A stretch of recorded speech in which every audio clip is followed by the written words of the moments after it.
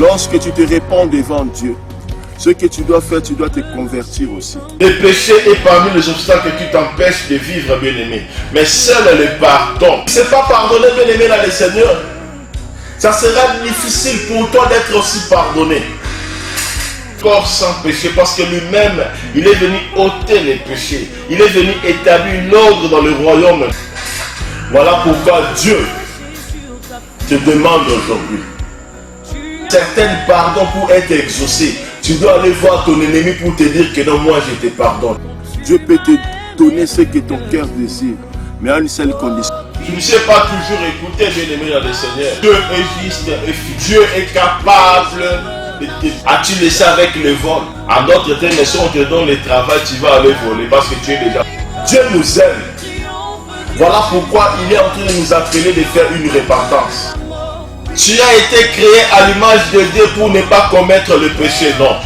Tu as été créé à l'image de Dieu pour ne pas demeurer dans l'impudicité, non.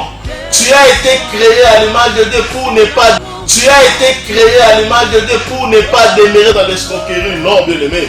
Tu as été créé à l'image de Dieu.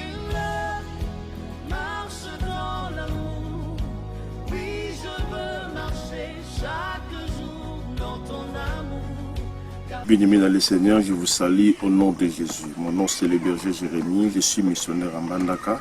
Nous sommes bien le dimanche. Aujourd'hui c'est le dimanche, nous ne pouvons pas rester calmes.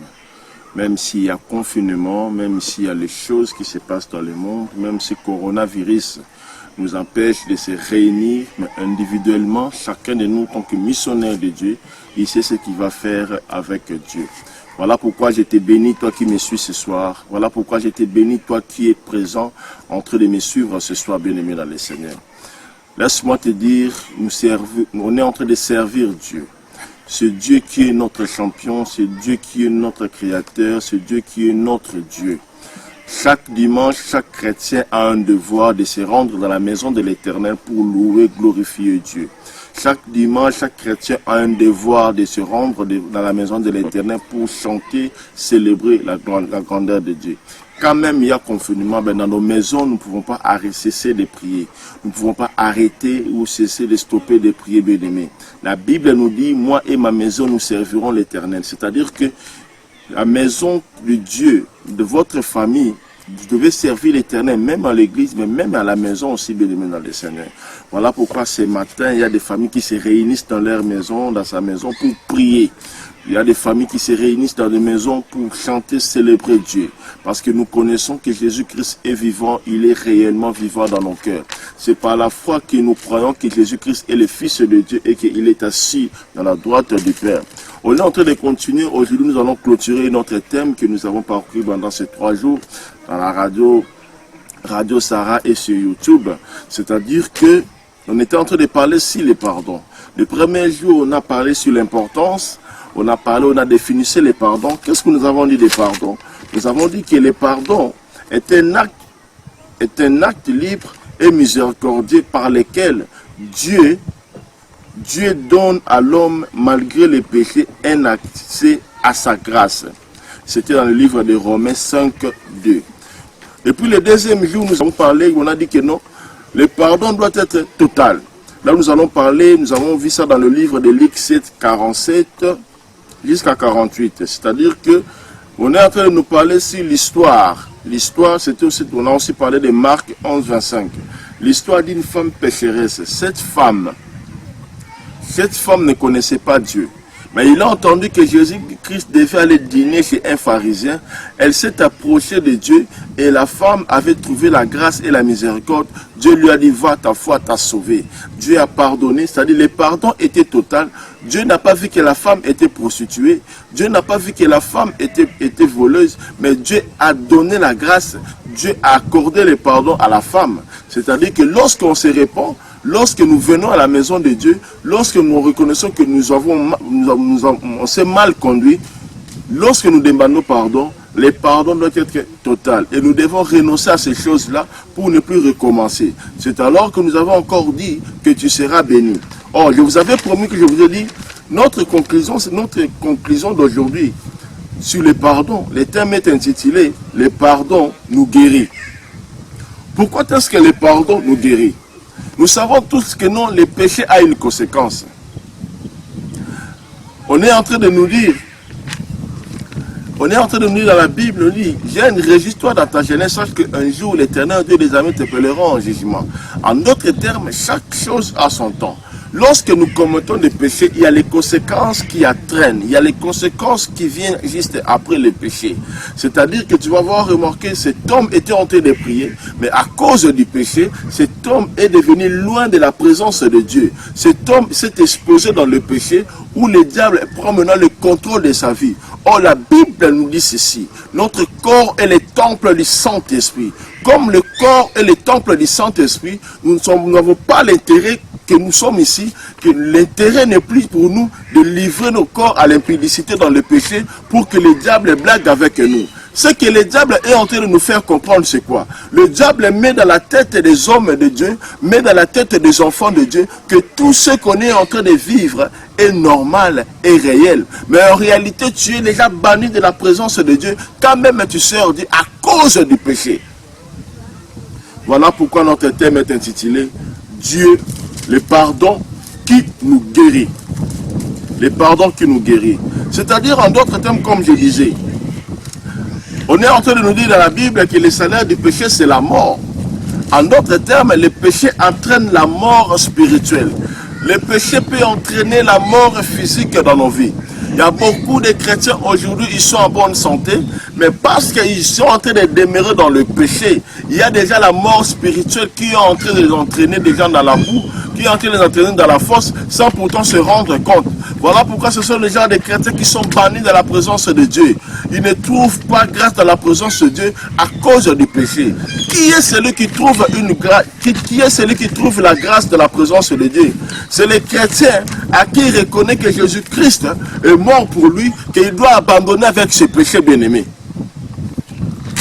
J'étais en train de dire, notre thème est intitulé « Le pardon qui nous guérit ». Le pardon peut te guérir sans pourtant te rendre compte. La repentance que tu fais, si la repentance est sincère, Dieu est capable d'enlever les conséquences de la mort. Chaque péché que tu commets devant Dieu, chaque situation que tu fais devant Dieu, chaque péché que tu connais, Dieu est en train de voir. Dieu est en train de voir les conséquences qui t'entourent, bien-aimé. Voilà pourquoi il y a beaucoup de chrétiens en train de souffrir aujourd'hui, ne savent pas quoi faire. Ils sont à l'église, ne sont pas bénis. Ils prient chez eux, ils ne sont pas bénis. C'est à cause du péché. Le péché est parmi les choses qui nous empêchent d'accéder dans la gloire de Dieu. Le péché est parmi les choses qui t'empêchent, toi, bien-aimé dans le Seigneur, fils de Dieu, de comprendre certaines réalités spirituelles. Pourquoi? Parce que le diable est en train de te présenter le péché comme une bonne nourriture. En réalité, c'est une mauvaise nourriture, bien-aimé. Le péché t'entraînera en enfer, le péché t'entraînera dans la souffrance. Voilà pourquoi il y a beaucoup de gens aujourd'hui qui souffrent d'une maladie quelconque. Pourquoi? Parce qu'ils ont commis le péché. Aujourd'hui, il y a les conséquences néfastes dans leur vie. Seul le pardon est capable de te guérir. Seul le pardon est capable de te guérir. Le pardon peut te guérir spirituellement. Le pardon peut te guérir physiquement. Mais voilà pourquoi vous allez remarquer, lorsque la dame, la femme pécheresse, quand elle s'est approchée de Jésus, la femme était tourmentée. Mais quand Jésus-Christ lui a pardonné, elle a dit, va, ta foi t'a sauvé, ne pêche plus. La femme, elle s'est sentie, elle a senti qu'elle avait la paix totale dans sa vie. Sans plus tarder, nous allons lire. Je suis dans le livre de Jacques, chapitre 5, verset 13 jusqu'au 15e verset. Je vais vous dire pourquoi est-ce qu'on a dit que le pardon nous guérit. Même la souffrance que tu es en train de subir, même ce que tu es en train de commettre comme souffrance aujourd'hui, impossible dans ta maison bien-aimée, mais à cause de la repentance que tu feras ce soir, à cause de la repentance que tu feras chez toi à la maison, à ce temps de confinement, Dieu est en train de chercher les vrais adorateurs qui adoreront le Père en esprit et en vérité. Dieu est en train de chercher un cœur repentant bien-aimé à ce temps de la fin. Voilà pourquoi, bien-aimé dans le Seigneur, Dieu est juste et fidèle. Pourquoi est-ce que je dis cela, bien-aimé? Seul le pardon est capable de te guérir de ta maladie. Seul le pardon est capable de te sauver de ta souffrance. Seule la repentance est capable de te délivrer, bien-aimé. Je suis donc dans le livre de Jacques, chapitre 5, verset 13 jusqu'au 15e verset. Que nous dit la Bible? La Bible dit ceci. Quelqu'un parmi vous est-il dans la souffrance? Qu'il prie. Quelqu'un est-il dans la joie? Qu'il chante des cantiques. Quelqu'un parmi vous est-il malade? Qu'ils appellent les anciens de l'église et que ceux-ci prient pour lui, en loignant d'huile au nom du Seigneur. La prière de la foi sauvera les malades, et le Seigneur les révélera. Et le Seigneur les révélera. Et s'il a commis des péchés, lui sera pardonné. Confessez donc vos péchés, 16e verset, les uns aux autres, et priez pour les uns, afin que vous soyez guéris. La prière agissante du juste a une grande efficacité. Je recommence encore le verset, parce que c'est le socle de notre thème de ce soir. Vous vous rappelez que je vous avais dit qu'aujourd'hui on est en train de clôturer, sur les pardons. Et notre sous-thème d'aujourd'hui comme conclusion, nous avons dit que le pardon peut nous guérir de nos maladies spirituelles, le pardon peut nous guérir de nos souffrances, de nos problèmes que nous avons. Lorsqu'une famille se repent, lorsqu'une famille fait la repentance devant Dieu, lorsque la repentance elle est sincère, Dieu est juste et fidèle pour te donner ce que ton cœur désire. Il dit encore, quelqu'un parmi vous est-il dans la souffrance? Qu'il prie. Quelqu'un est-il dans la joie? Qu'il chante des cantiques. Quelqu'un parmi vous est-il malade? Qu'il appelle les anciens de l'église et que ceux-ci prient pour lui en le loignant d'huile au nom du Seigneur. La prière de la foi sauvera les malades et le Seigneur les révélera. Et s'il a commis des péchés, il lui sera pardonné. Confessez donc vos péchés les uns et les autres et priez les uns pour les autres afin que vous soyez guéris. La prière agissante du juste a une grande efficacité. Dites amen là où tu es bien-aimé dans le Seigneur. Dites amen là où tu es bien-aimé dans le Seigneur. Ici c'est Jacques qui est en train de nous parler. C'est Jacques qui est en train de dire aux fidèles, quelqu'un parmi vous est-il dans la souffrance? Qu'il prie. Il y a beaucoup de chrétiens qui sont dans le péché. Il y a beaucoup de chrétiens qui sont en train de souffrir spirituellement à cause du péché. Et ces chrétiens ne savent pas prier ni faire la repentance. Il y a beaucoup de chrétiens aujourd'hui qui sont en train de mourir du péché. Et ces chrétiens ne savent pas prier pour faire la repentance. Mais qu'est-ce que Jacques est en train de dire? Quelqu'un parmi vous est-il dans la souffrance? On demande à cette personne de prier. À ce temps de confinement, combien de gens, combien de familles se réunissent chaque soir pour prier? À ce temps de confinement, combien de personnes se réunissent pour parler de la part du Seigneur? Tu es chrétien, mais tu es devant la télé-novelas en train de regarder la télé. Tu es chrétien, mais tu es dans la distraction, bien-aimé dans le Seigneur. Voilà pourquoi je t'appelle ce soir, bien-aimé, te dire de revenir à Dieu. La souffrance que tu es en train de subir, de voir aujourd'hui dans ta vie, partira qu'il y a une seule condition, bien-aimé dans le Seigneur, que quand tu te mets à genoux et prier pour cela, bien-aimé. Le péché est parmi les obstacles qui t'empêchent de vivre la gloire de Dieu. L'impudicité est parmi les choses qui t'empêchent de vivre le miracle de Dieu. Voilà pourquoi Dieu est capable, Dieu est fidèle, bien-aimé dans le Seigneur. Ce que tu cherches, tu ne le trouveras que dans la présence de Dieu. Ce que tu cherches, tu ne le verras que dans la présence de Dieu. Dieu nous aime, bien-aimé. Dieu a besoin de nous. Dieu a besoin de toi, bien-aimé dans le Seigneur. Voilà pourquoi Dieu est en train de dire, la repentance que tu peux faire, ça peut te guérir. Chaque péché a une conséquence sur le plan spirituel ou soit sur le plan physique.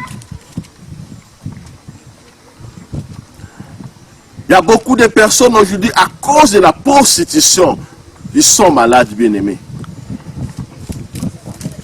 La maladie que tu es en train de voir dans ton corps, la maladie que tu es en train de subir dans ton corps, la maladie qui te dérange, qui est en train de terrasser ton corps, bien-aimé, cette maladie partira qu'à une seule condition, que quand tu fais la repentance. Quelqu'un parmi vous est-il malade? Ils appellent les anciens. Oui, les anciens prieront pour toi. Oui, les pasteurs prieront pour toi. Les pasteurs, les bergers, les diacres te poseront des mains, mais à une seule condition. Est-ce que ton cœur est sanctifié devant Dieu? Est-ce que tu t'es sanctifié devant Dieu, bien-aimé dans le Seigneur? Tu t'es sanctifié devant Dieu, bien-aimé dans le Seigneur. Le plus important est que tu te sanctifies devant ce Dieu. Le plus important est que Dieu se manifeste dans ta vie. Le plus important est que tu vois la gloire du Seigneur. Mais tu ne peux jamais voir la gloire du Seigneur dans ta vie si tu commets encore le péché. Si tu demeures encore dans le péché. Le péché, vous avez dit hier, dans Isaïe 59, nous dit ceci. Oui, la main de l'Éternel nous prend au coude pour sauver. Ni son oreille trop dire pour entendre. Mais ce sont des péchés qui mettent une séparation dans nos vies. Lorsque tu commets des péchés, bien-aimés dans le Seigneur, il y a une séparation, il y a une limite. C'est-à-dire que tu ne sais pas accéder à la trône de la grâce à cause du péché. Le péché, bien-aimés dans le Seigneur. Combien de gens sont en train de se repentir? Ils ne savent pas demander pardon devant Dieu. Tu verras un pasteur de l'église en train de tomber dans l'impudicité. Tu verras un diacre, je ne sais pas, ma modérateur, choriste, en train de faire l'impudicité, l'escroquerie et le vol. Dieu n'est pas content de toi. Dieu n'est pas content de toi, bien-aimé dans le Seigneur. Dieu m'appelle ce soir pour vous informer, pour te dire ceci de te repentir. Peu importe ce que tu fais dans la vie, peu importe ce que tu es, bien-aimé dans le Seigneur, Dieu te dit, sans repentance, tu ne verras pas Dieu. Voilà pourquoi Dieu cherche un cœur repentant, bien-aimé dans le Seigneur. Il est temps pour toi de te convertir. Il est temps pour toi de chercher Dieu. Il est temps pour toi que tu comprennes ces choses. La vie éternelle, la bénédiction que tu veux, la bénédiction que tu cherches, tu le verras que lorsque ton cœur est disponible à Dieu. Tu ne peux jamais chercher la bénédiction de Dieu si tu demeures encore dans l'impudicité. Non. Tu ne peux jamais chercher la bénédiction de Dieu si tu demeures encore dans l'escroquerie. Non. Tu ne peux jamais chercher la bénédiction de Dieu si tu demeures encore dans le mal. Non, bien-aimé. Dieu est juste et fidèle. Nous allons encore lire dans le livre de 1 Corinthiens. 1 Corinthiens 6, 9 à 12. La Bible dit ceci. Ne savez-vous pas que les injustes n'hériteront pas le royaume de Dieu? Ne vous trompez pas. Ni les débauchés, ni les idolâtres, ni les adultères, ni les dépravés, ni les homosexuels, ni les voleurs, ni les cupides, ni les ivrognes, ni les insulteurs, ni les accapareurs n'hériteront le royaume de Dieu. Et c'est là que vous étiez quelques-uns d'entre vous, mais vous avez été lavés et vous avez été sanctifiés, mais vous avez été justifiés au nom du Seigneur Jésus-Christ par l'Esprit de notre Dieu.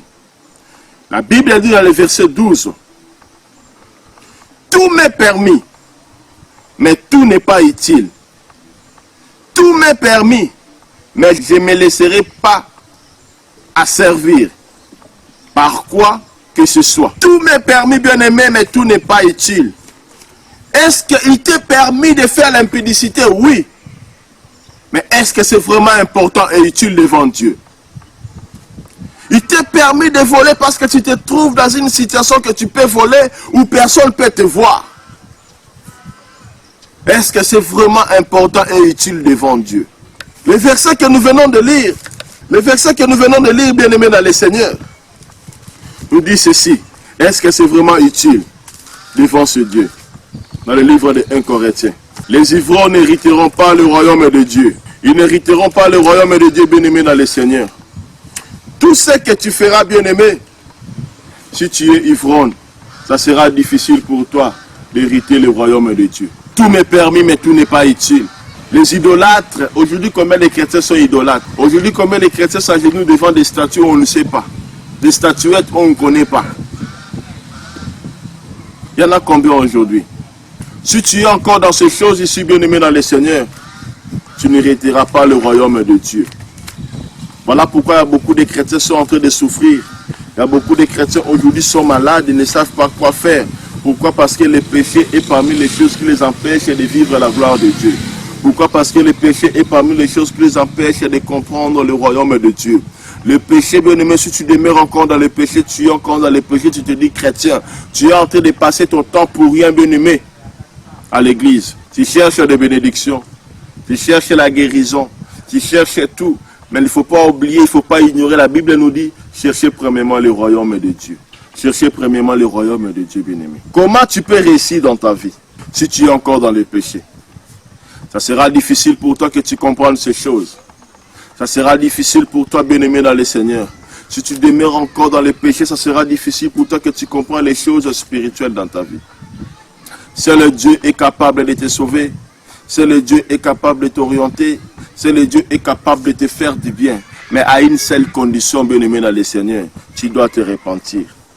Nous sommes dans le livre des Actes des Apôtres, chapitre 3, verset 19. Actes des Apôtres 3, le verset 19. Le verset 19 nous dit ceci. Repentez-vous donc et convertissez-vous pour que vos péchés soient effacés. Alléluia. Ici, je vous parle de l'importance de la repentance. Voilà pourquoi la Bible nous dit, repentez-vous donc et convertissez-vous pour que vos péchés soient effacés. Il y a beaucoup de personnes dans la vie. Il y a beaucoup de choses qui doivent se passer dans la vie. Tu te dis, tu es chrétien, tu demeures encore dans les péchés, c'est que tu es encore païen. Tu te dis, chantre de l'éternel, prédicateur de l'éternel, tu demeures encore dans l'impudicité, tu ne sais pas te repentir, bien-aimé, c'est que tu es encore païen. Tu te dis, je ne sais pas moi comment, apôtre, évêque, évangéliste, je ne sais pas moi comment, imam, tu demeures encore dans le péché, tu es encore païen. Seul Dieu est capable, Dieu est venu dans le monde pour ôter le péché dans le monde. La Bible dit ceci. Dieu étant aimé le monde, il a donné son Fils unique afin que quiconque compte à lui ne périsse point, mais qu'il ait la vie éternelle. Notre marche sur la terre des hommes, ce n'est pas pour les immeubles, non. Notre marche sur la terre des hommes, ce n'est pas pour, je ne sais pas moi quoi, là, avoir de belles maisons, non, bien-aimé. Notre marche sur la terre des hommes, pour la vie éternelle. À quoi ça sert-il à un homme de gagner tout ce monde ici, les biens, les voitures, les diamants, les minéraux, si son âme ira en enfer? La repentance est très importante pour la vie d'un chrétien. La repentance nous guérit de maladies spirituelles. La repentance peut te guérir de maladies physiques, bien-aimé. Jacques est en train de dire, quelqu'un parmi vous est-il dans la souffrance qu'il prie? Il y a beaucoup de chrétiens qui n'arrivent pas à comprendre la Bible. Beaucoup de chrétiens n'arrivent pas à comprendre ce que Dieu dit dans les Écritures. Voilà pourquoi Dieu est en train de dire que ce livre de la loi ne s'éloigne point de ta bouche. Médite-les jour et nuit afin que tu réussisses dans tout ce que tu feras, bien-aimé. Combien de chrétiens, bien-aimés, aujourd'hui tu es tenté parce que tu es loin de la parole de Dieu. La Bible dit que personne ne dise que non, Dieu m'a tenté. Non, tu t'es tenté toi-même, tu t'es laissé faire par ta propre convoitise, bien-aimé. Seul Dieu est fidèle et juste. Seul Dieu est capable de te sauver de tes péchés. Seul Dieu est capable de te guérir de ta maladie. Mais à une seule condition, on te demande ce soir de faire la repentance. La repentance est très importante pour la vie d'un chrétien bien-aimé dans le Seigneur. Tu ne peux jamais demeurer ta marche sur la terre des hommes. Tu te dis tu es chrétien sans pourtant faire la repentance. Non. Tu peux te dire que non, Dieu a tout accompli si tu crois. Mais le péché que tu es en train de commettre, tu oublies cette phrase, tu oublies ce que la Bible nous dit. Jésus-Christ est venu lui-même te donner en sacrifice pour que toi tu n'aies plus le péché, bien-aimé. Jésus-Christ a laissé le trône de la grâce, le trône de gloire pour que toi tu puisses être sauvé, pour que toi tu puisses être guéri. Mais aujourd'hui, à cause du péché, tu es en train de souffrir. Aujourd'hui, à cause du péché, tu ne sais pas quoi faire, bien-aimé dans le Seigneur. Le péché est parmi les choses qui t'empêchent de vivre la gloire de Dieu. Le péché est parmi les choses qui t'empêchent de vivre la délivrance de Dieu. Le péché est parmi les choses qui t'empêchent de comprendre les réalités spirituelles. Le péché est en train de te bloquer sur tous les plans. Voilà pourquoi il y a des chrétiens qui sont riches aujourd'hui. Voilà pourquoi il y a des chrétiens, je ne sais pas moi aujourd'hui, mais ils sont sous la malédiction. Pourquoi? Parce qu'ils ne sont pas dans la vérité. Repentez-vous donc et convertissez-vous.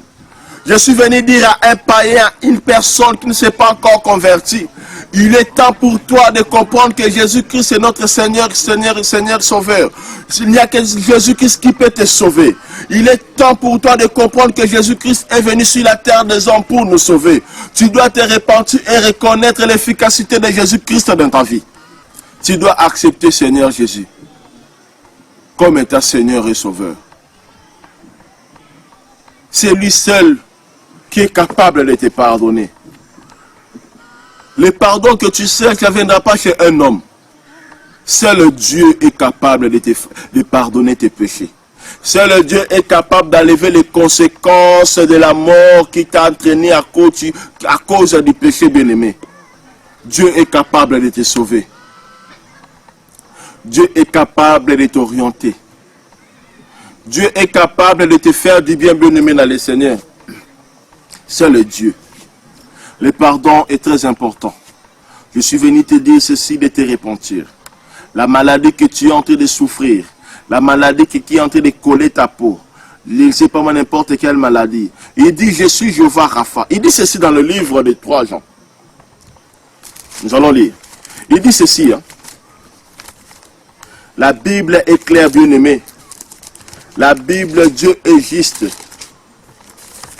Dieu est juste et fidèle. Dieu est juste et fidèle, bien-aimé dans le Seigneur. Dieu seul est capable de nous aider. Dieu seul est capable de nous pardonner. Il dit, bien-aimé, je souhaite que tu prospères à tous égards. Comme prospère l'état de ton âme et que tu sois à bonne santé. À d'autres termes, lorsque tu as un corps rempli du péché, c'est que tu n'es pas en bonne santé. Oui. Même sur le plan physique, tu n'es pas en bonne santé. Lorsque tu as un corps qui est rempli de la maladie, c'est que tu n'es pas en bonne santé. C'est que ton âme est troublée. Dieu est juste, bien-aimé. Dieu est fidèle, bien-aimé dans le Seigneur. Laisse-moi te dire, il est temps pour toi de te repentir. La souffrance partira que si tu te repens devant Dieu. La souffrance que tu es en train de vivre aujourd'hui finiront, cesseront dans ta vie que si tu te repens devant Dieu. Tu dois comprendre que Jésus-Christ est venu ôter les péchés dans le monde.